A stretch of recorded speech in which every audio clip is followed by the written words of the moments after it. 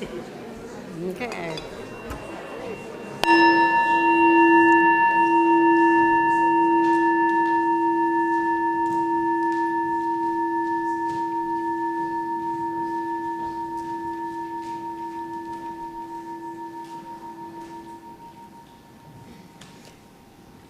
Good morning. Good morning. All you early birds. I'm Susan Taka, a member of the Board of Trustees, and it's a real joy to be here with you today.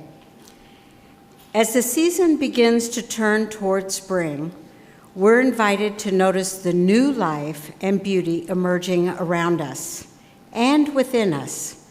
May this hour offer space to reflect on what in your own life is ready to grow and blossom.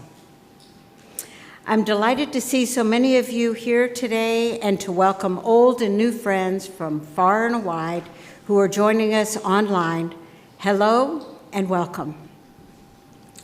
After the service, I hope everyone will join us for refreshments and coffee and tea across the hall. It's our chance to be able to welcome you more personally. Our service today will be led by Yvette McDonald, our Congregational Life Coordinator and Ministerial Intern, and Dawn Starr Saris Borchelt, our Director of Learning and Family Ministries. Music today will be provided by David Brown and Jody Brown, David being our music director, along with our brand new MLUC New Protest Choir.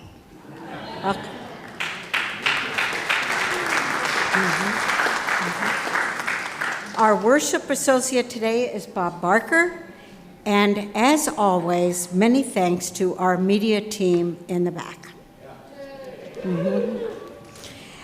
As many of you know, there's always a lot happening here at MLUC, so please be sure to check the back of your order of service for upcoming events or visit our website at mluc.org to learn more. And now, I invite you to silence all of your electronic devices and then join together in affirming our mission statement.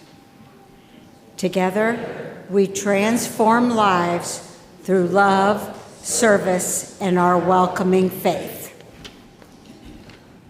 Good morning, everyone. You will notice, indeed, that the choir behind me looks a little bit different than it usually does because we are welcoming a number of friends from the MLUC community, from the community at large, to join our main MLUC choir as a protest choir, the MLUC Justice Choir.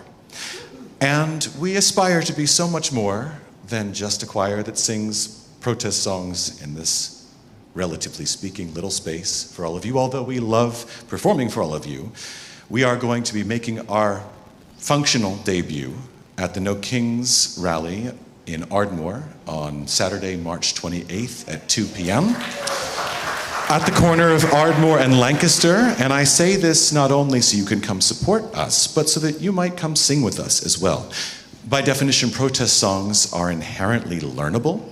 We hope that people who hear us in Ardmore on the street will join us, will start to sing along with the chorus as they hear the repetition. Likewise, it is my hope that many of you will join us as well this morning. Actually, there are a couple seats that vacated, I'm mostly kidding, but these songs are inherently learnable. They're powerful. We encourage you to join.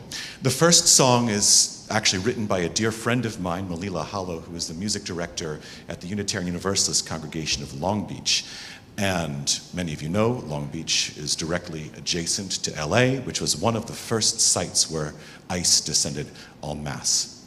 And actually all of the songs we're going to be singing this morning as a choir were composed or arranged within the past 2 months in direct response to what's happening in the world. And so I believe that if the composers, particularly those who have been present where terror is happening in their neighborhoods, can preserve optimism through music, then we could as well.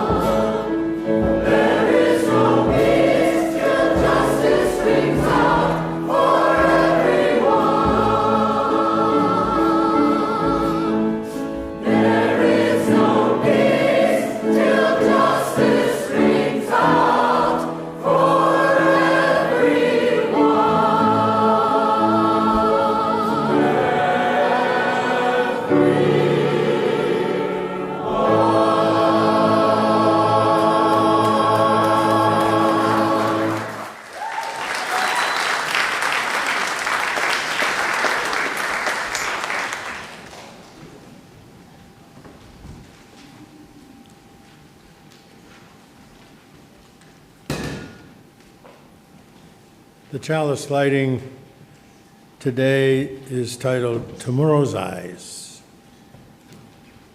We are old, Mother, though we don't believe it, not quite yet. We refuse the evidence handed to us so coldly. We still know we're young, thinking of tomorrow and beyond. Though our view is shorter now, our vision fades, a blessing. I watch the children holding all tomorrow in their hands. Swift and rippling laughter sings, chasing sunshine, still dancing. Now please rise as you wish and join in singing the first hymn, number 95, There Is More Love Somewhere.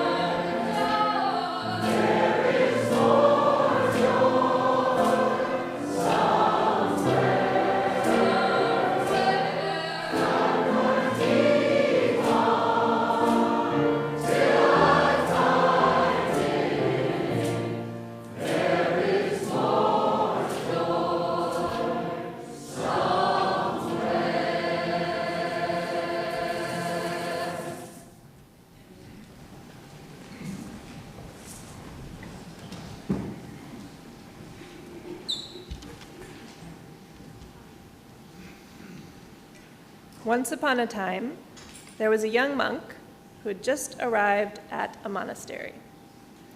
He was eager to learn and grow, and one day he approached Master Joshu. "Master," he said, bowing low, "I have just entered the monastery. Please give me some guidance." He wanted to know what to do. Joshu looked at him calmly and asked, "Have you eaten breakfast yet? Have you eaten breakfast yet?" Okay. Some people nod, yeah. The monk nodded. "Yes, Master, I have eaten." Joshu smiled slightly and said, "Then go wash your bowl." The monk was confused. "I'm just supposed to wash my bowl? Is that all?" Joshu nodded. "Yes, wash your bowl fully. Life isn't somewhere else. It's right here, right now." And from that day on, the young monk remembered, When he ate fully. When he washed his bowl, he washed it fully. And slowly, he learned the secret of being present in every moment. Do the next thing. Wash your bowl. I'd like to invite children and youth to join me in the atrium. We'll sort you out to where you're going, and we'll see folks at coffee hour.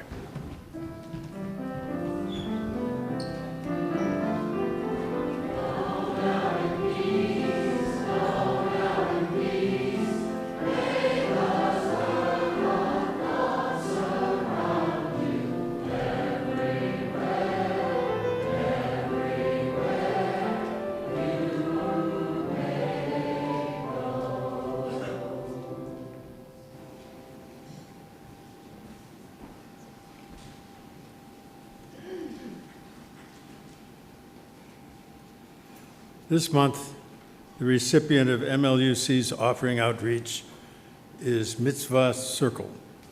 This organization is located in Lansdale, and it provides support for people and families in need. As needed, they provide clothing, shoes, diapers, women's supplies, books, household goods, toiletries, and more to the families that need them. Some of these families face homelessness or are fleeing violence. They are often living below the poverty line. Mitzvah Circle provides ongoing assistance, referrals, coaching, and support. They collaborate with 255 community partners that serve vulnerable populations in hospitals, shelters, and schools. In 2025, Mitzvah Circle assisted over 500,000 people. This organization aligns with the UU principles and values of interdependence, generosity, and transformation. If you wish to make a cashless donation, please scan the QR code in the inside of the order of service. If you are at home, you can make a cashless donation by following the directions on the screen behind me. The offering will now be gratefully received. Will the ushers please come forward?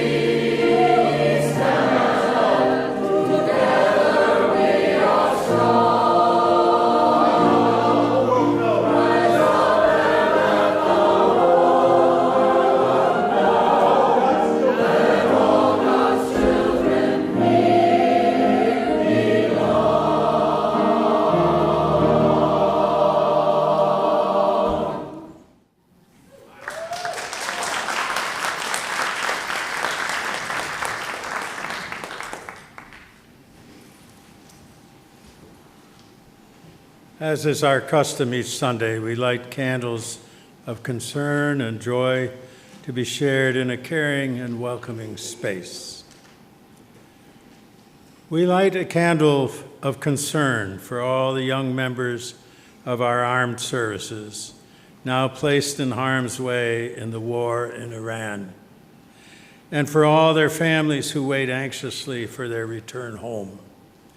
For all these members of our armed services and their families, we hold you in our hearts.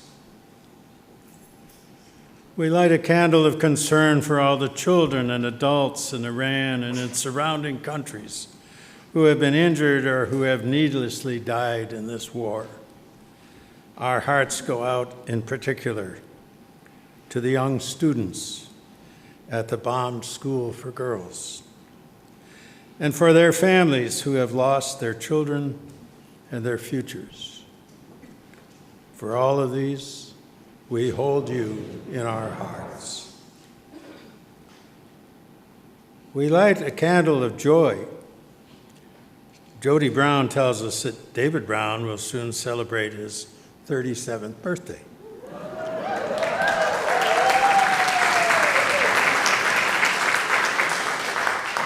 Just in case, I think we should all do that right at the end. I think that's a good idea. David, if you don't know it, of course, is our musical guru and leader. And he engages all of us to make music in one way or another. David brings love, sincerity, joy, thoughtfulness, and caring to our community and everywhere he goes. Jody assures us that she is only kind of biased. Happy birthday, David, and may you enjoy many, many more. For David, Jody, and their families and friends, we hold you in our hearts. Happy birthday to you. Happy birthday to you. Happy birthday, dear David. Happy birthday to you.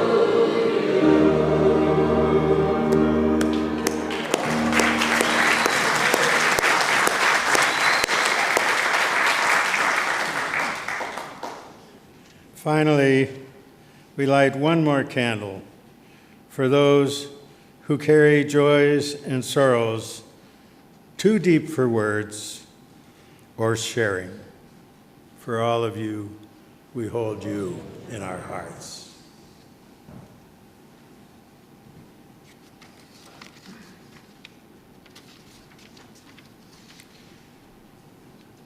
Today's reflective reading is titled Anticipation. As I approach each spring in my life, I find myself becoming watchful. I watch the trees, the dark gray sentinels that have cast their shadows across the snow and frost of winter. I'm waiting. The trees are waiting for the first red buds on the tips of their branches. Then sometimes, seemingly in a passing instant, there they are. It is as though a faint red mist has settled on the branches of the trees. They're not quite back to life yet, but now there's an urgency, as though the heart of the forest is pounding now in anticipation. The faint red mist of new life is not really why I wait so impatiently. I wait for the moment when the leaves finally burst out of the buds, when that brilliant, otherworldly green explodes in the gray forest, when we no longer see the gray of the trees, but instead this brilliant, eternal green of their new leaves. I feel as though I can reach out and not just touch the leaves, but somehow seize the essence, the eternity of life. It happens every year, but it lasts only a week or two. Then the brilliant green of spring turns into the darker hues of summer. The dark greens of summer are no less beautiful, but they do not pull me on like the bright greens of spring. That brilliant green, that springtime explosion of enthusiasm signals for me the promise we all hold for tomorrow.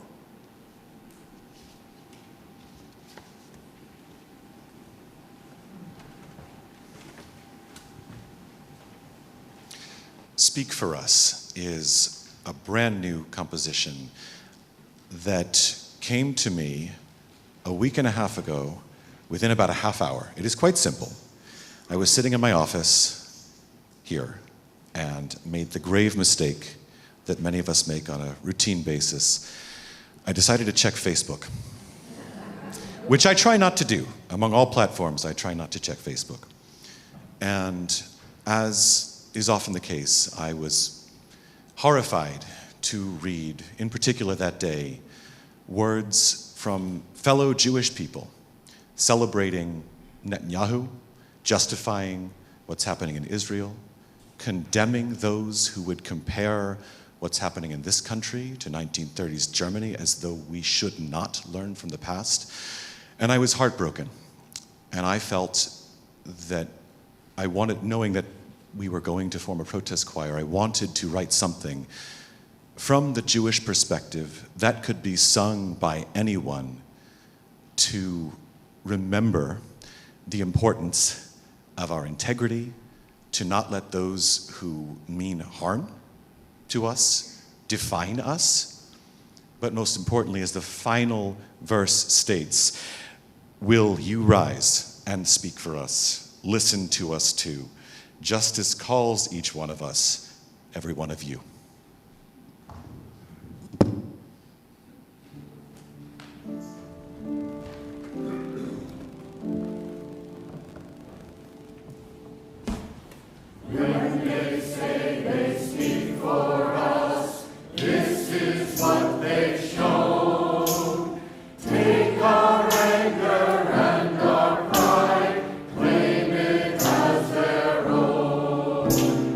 In God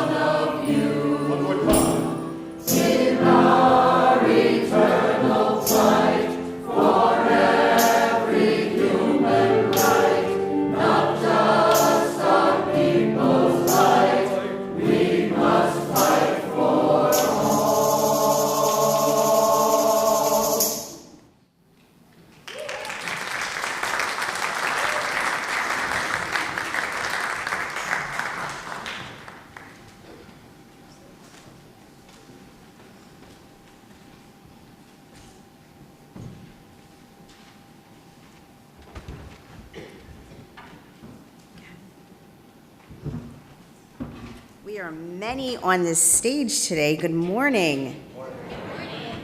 Good morning. Can we give it up for our new protest choir?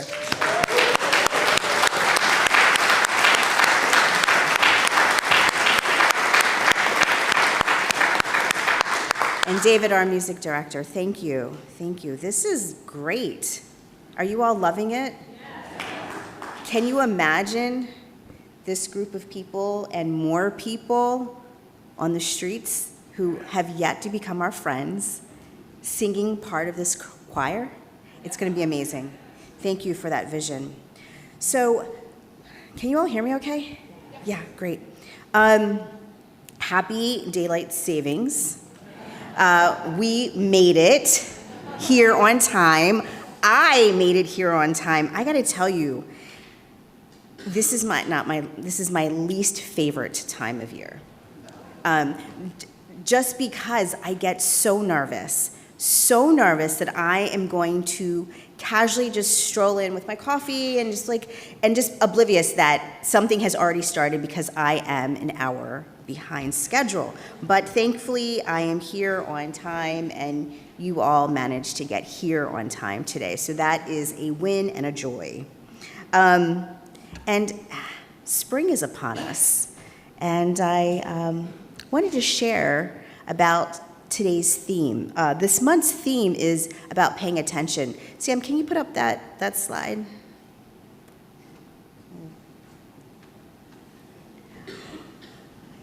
So that slide is a picture. Does anybody know the name of that flower by any chance? Snowdrops. Is it really? Snowdrops. I love it. I was walking out from work the other day, and I was paying attention. And that is what I saw, and I wanted to take a picture of it and share it with you all today. The days are certainly stretched a little bit longer. And this region that we live in is starting to wake up from winter slumber. And the green shoots, oh, it's gone. It's okay, it's okay. The green shoots are starting to pierce through the warming of the earth. The birds, I'm noticing and I'm paying attention that they are singing a little bit louder.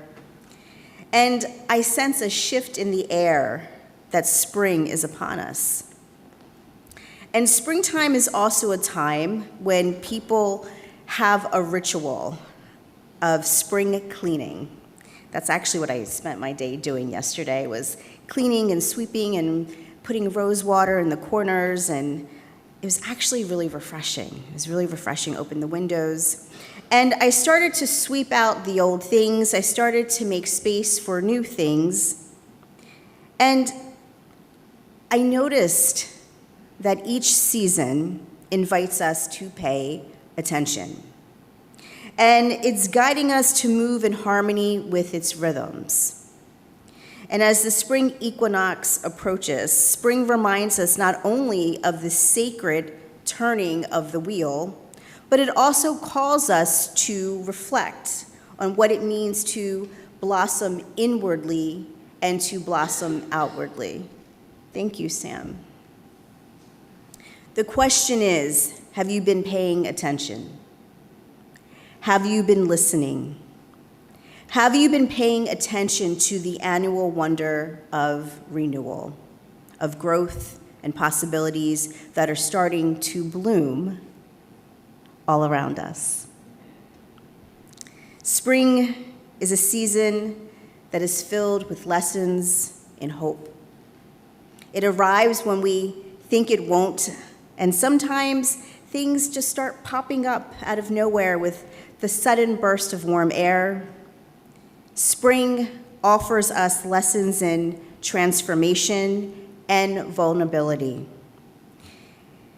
Many of you know that I moved here from Maine, and I noticed it here as well, there's this in-between season, this little bit of I like to call it a faux spring, where we think spring has arrived, it has warmed up. You see little shoots, little flowers coming coming up, and then we are pulled back into winter, right? So we might get this surprise snowfall, the temperatures might dip, and this faux spring that I call it, it doesn't stop the buds from popping out, right? It doesn't stop the shoots from pushing through, and sometimes you will see the shoots mixed in with the snow. They keep pushing through, they keep growing, never knowing if the sun is going to continue to shine. The shoots, the buds, the birds, they are all taking a risk. They're all taking a risk to exist. They are all taking a risk to bloom into something new. Not only is spring officially arriving this month, but it is also Women's History Month. We have a new banner up. Yeah. Yeah, you can clap.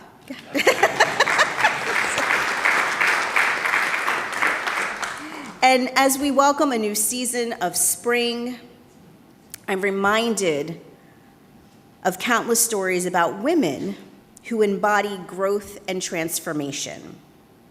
And today I want to share 3 short stories of remarkable women, women who paid attention, who listened to their inner voice, and who responded to the world with courage, hope, and faith. So I want to begin with Harriet Tubman. Many of you may know the story of Harriet Tubman. I'm not going to go through the entire story, but I invite you to imagine a cold night in Maryland. The air is thick with maybe fear and anticipation. And Harriet is only guided by the North Star, and her unwavering faith moved silently as she made her way north in the darkness. And every time she moved forward, she was taking a risk, the risk of being captured, which sometimes would have meant unimaginable harm or death. But yet, Harriet pressed on, not just for herself, but for her family, her friends, and complete strangers who were yearning freedom. And as many of you know, Harriet could have just stayed put, right? When she was free, she could have just stayed where she was, but she didn't. She returned time and time again, risking her life to guide more than 70 people to safety through the Underground Railroad. And even when the road was dangerous, even when it was uncertain, she pressed on, believing not only in her gifts of her intuition, but she pressed on for freedom and liberation for all. Her courage did not mean she was without fear. It meant she chose to move forward time and time again despite it. How many of you know Octavia Butler, have heard of Octavia Butler? Yeah, some of us. Amazing. Octavia Butler is celebrated as a literary genius. She wrote Afrofuturistic science fiction, expanding our understanding of what is possible, not just for Black futures, but for all of us. Butler's path her path to become an author was not easy. Her story is, you may not really know too much about her story. She faced daily challenges of dyslexia, and she had social anxiety that she said paralyzed her. And she was met with obstacles that were meant to silence her and deter her soul. Octavia Butler refused to let adversity define her.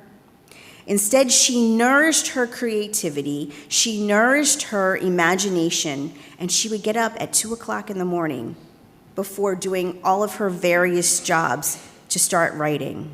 And she did this for years, persevering through rejection letter after rejection letter after rejection letter from publishers because they said Black people did not belong in science fiction.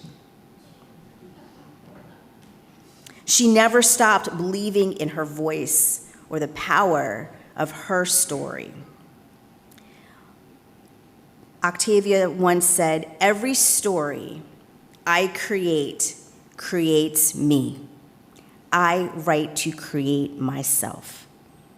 Now let that just land there for a minute, because to me, like, that is a whole mood, right? She said, "Every story I create creates me.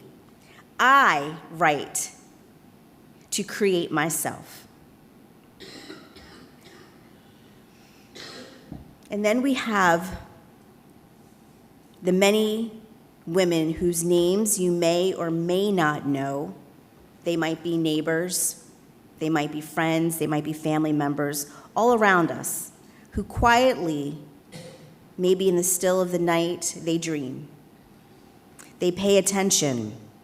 They reflect on their lives, their hopes, and their dreams. And these women are listening to the stirrings within their own hearts, called to grow, called to emerge, called to show up in ways that perhaps even surprise themselves. Their courage may not make the headlines, but it shapes their families, it shapes their communities, and it shapes the world that we live in. Every day, ordinary women everywhere are rising to meet challenges, nurturing those around us, and daring to imagine new possibilities for themselves and for all of us. So I ask you this Sunday, what story are you writing for yourself this season? Are you able to hear your deepest, truest voice, even amid the noise and the demands of daily life? How are you making room to let go of what no longer serves you? How are you making room to welcome new growth that spring promises us each and every season? So I know it may sound really bold to ask these questions right now, right? Like how can I be asking these questions right now in the middle of all the mess and all the uncertainty that swirls around us? But I ask because chaos and trouble will come, as it always does, just as seasons do. But don't let the challenges of life keep you from leaning in, keep you from listening and paying attention to what your heart is saying to you. David, you and I had this lovely conversation, right? You listened, and we have this choir here today singing this amazing music. You listened when you turned on your Facebook. Sometimes that's not the best thing to do, right? But you listened, and it drove you to write that beautiful song. Thank you so much. So are you listening? In our moments of struggle, in our moments of uncertainty, it is so important to pause. Just to pause and pay attention to your own needs, to nature, and to what the world is whispering to you right now. This is a new season. Your past does not define you. You are, at your core, divine light and possibility. Just let go and trust that you have everything that you need to grow into your fullest self. And I know that just sounds like, oh, that sounds so lovely, Yvette, that's so beautiful, right? And you might be wondering, how do I do that? How do I do that? How do I step aside and let my true self emerge? How do I really listen to my inner voice? Well, you start small. You start small, and you start today. Answer that quiet little nudge of a new idea that you've been thinking about. Make the connections that you are seeking. Have the courage to share your truth. You don't need anybody's permission. You can name it out loud. You can call it in for yourself every single day. Get yourself a little notebook. It might turn into a book. Right? Right, Rick? It might turn into a book. Write it down if you have to. You don't need anybody to co-sign your blessings or validate who you are. Amen? Water your roots for a new chapter in your life. Whether it's a new project, or maybe it's a new job, or maybe you're yearning to heal or forgive, pay attention to spring and let it awaken the beauty within you. As Unitarian Universalists, we connect with the value of generosity. That's one of our values, generosity. It's the G in Jet Pig. It ties us to one another in relationship of interdependence and mutuality. Mutuality. That's a mouthful. How can we embody that this spring, right? How can we be generous to ourselves, to our community, and to the world? Robin Wall Kimmerer, author of Braiding Sweetgrass, which is one of my favorite books, explains that nature gives us so much. Nature gives us so much that the only thing one can do in the face of such profound generosity is to turn around and do the same. So I invite you to do the same. I invite you to choose yourself. I invite you to be generous. I invite you to transform and grow and to offer your gifts back to your community, back into the world. Let's take a look around at this amazing community of people right here. People here who love you, people here who care about you, and people here who will hold the space for your growth. They want to see you shine. They want to see you blossom, and they want to see you win. Amen? Amen. That was kind of weak. I mean, I'm saying, like, we have a whole community here, right? I mean, let's affirm that. We have a whole community here that loves you. Oh, okay. And we love each other, right? We are here to see each other win. Amen. So hold on, dear ones, through each season. Hold on through each sunset, each day, each dawn. Have the courage to be vulnerable, to break through the faux spring soil with hope of sunnier weather and warmer days. Because you are the architect. You are the main character of your story, and you are the CEO of your own life. Amen, ashe, and may it be so. I'd like to invite you to rise in mind, body, or spirit and sing with us this joy.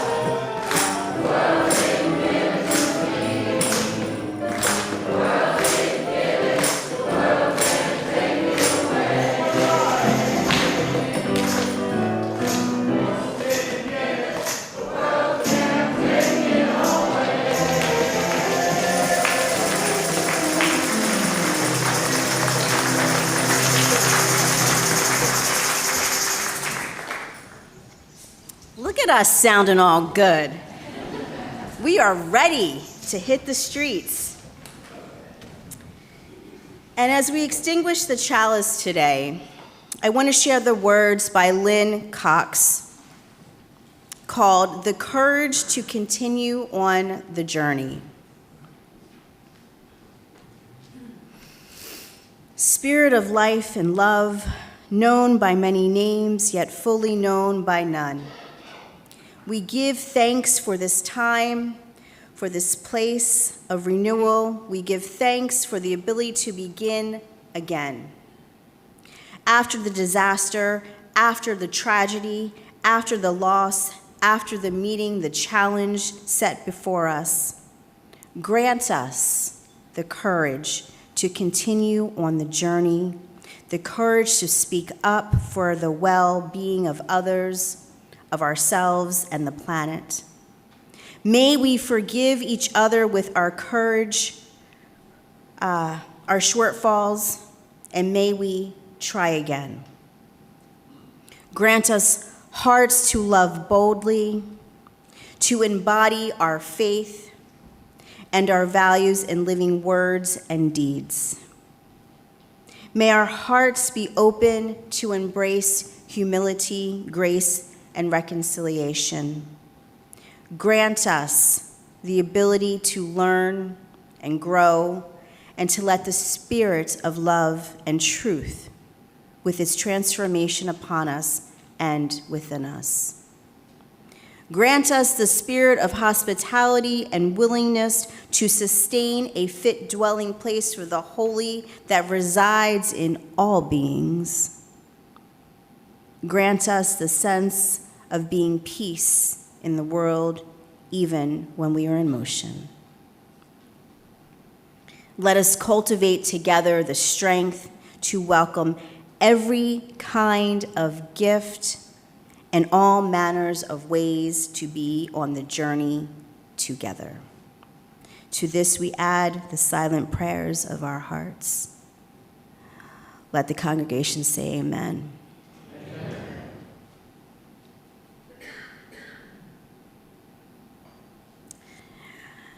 As we head out today, I want to invite us all to sing the postlude called Hold On.